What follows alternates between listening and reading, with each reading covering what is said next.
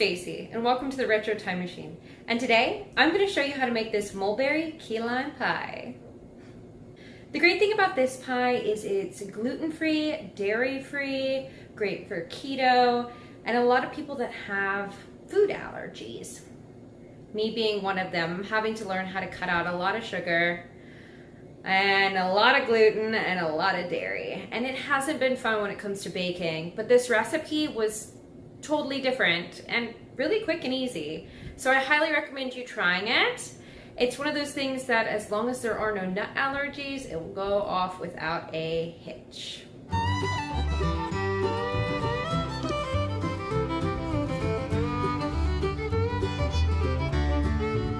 When selecting mulberries, you can pick them right off the ground. Or if you want to, you can pick them off the tree. This one is a little underripe, but will leave some awesome tartness in our cooking. You want to go for the ones that are a little bit darker and make sure they're not too mushy. For today's recipe, we will need a berry of your choice, coconut milk, almond flour, limes, cashews, coconut oil, vanilla extract, and maple syrup. Start off, go ahead and start grating your lime zest. We're going to use that in the crust and in the pie filling, also for decoration. You're going to need quite a bit of lime juice, a little over 2 cups. I recommend doing it yourself, but you can always use store-bought or concentrate. Now we're going to prep the cashews. So we're measuring out our 2 cups of cashews, and we're going to add in just a little bit of lime juice for extra liminess and some hot water and let those sit. Let them sit for about 30 minutes and then drain. Once you've drained off your lime juice, you really don't want to waste anything. So go ahead and take a sharp knife and carefully trim off the pulp.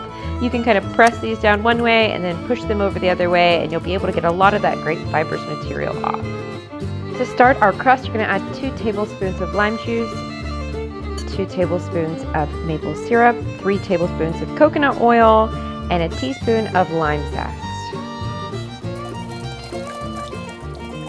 Once you've stirred that very well, you can go ahead and add in your 2 cups of almond flour. Mix your pie crust up with a small spatula so it starts to look more like dough and less like powder, and then you're going to pop it into your pie pan and build those crusts up.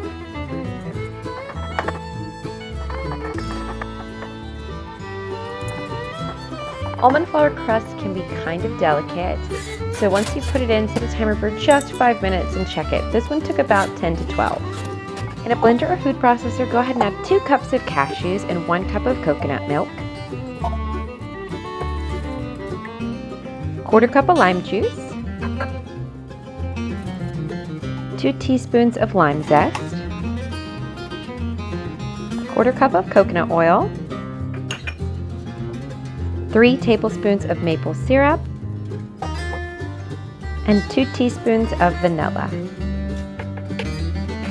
Blend this for about 5 minutes. You want it super creamy, no chunks. Look how beautiful that turned out. Now pop that one in the fridge. Prepping mulberries is pretty easy. Just grab it by the stem and pinch. If the berry is ripe, the stem should come off. If they're too old or too young, if it's difficult, go ahead and just toss them. It will definitely stain your fingertips purple though. Go ahead and dump these into a nice colander and give them a good wash until the water runs clear. Small bits of debris may come off and a couple seeds may pop off. That's totally fine. That's what we're doing. If you love my videos, please take this moment to like, comment, and subscribe.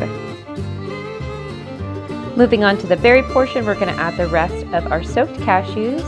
It's about 2 cups, and we're going to also add about 2 cups of mulberries. 1 cup of coconut milk, 2 teaspoons of vanilla, 3 tablespoons of maple syrup, 1/4 cup coconut oil, and blend for 5 minutes until creamy. I just love this color, so go ahead and pop this one in the fridge too so it can set up a little bit. We'll move on to the next step. If you have any leftover berries, go ahead and add in that extra lime and zest, a lot of sugar, and some maple syrup. I was just freestyling this, and we're going to boil this down into reduction. I would recommend blending it once everything combines, but don't blend it when it's hot because it wants to explode in the blender. So here we are, we're just gonna cook this down for a little bit and make a nice berry sauce. I'm adding a little bit of pectin because I don't want it to fall apart whenever I use it inside the pie. This is definitely optional though, because fruit has a lot of its own pectin.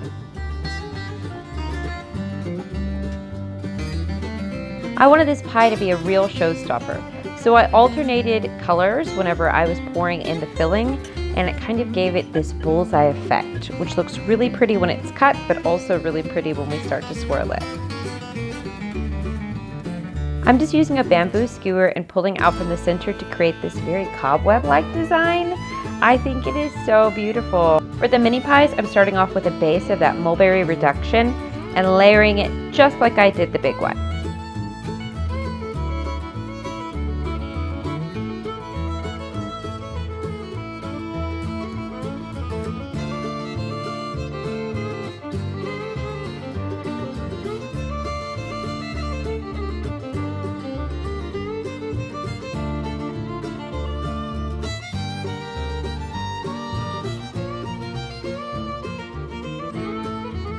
For the second set, I did more mulberry reduction and used the last of each, so I wound up with a little bit more of the red, and I think it made for an awesome contrast whenever I plated these.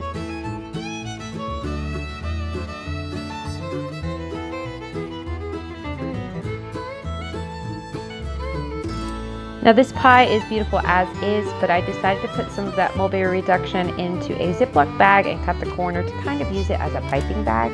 Sprinkled some of that lime zest on top and a few tiny sliced limes and leftover mulberries. I think this looks absolutely gorgeous.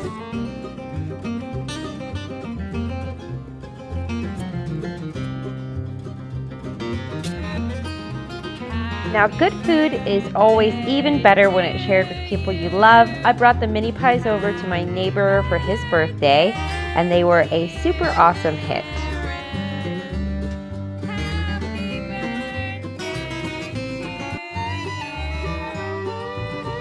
And the larger pie I brought to an open mic night to share with all my friends.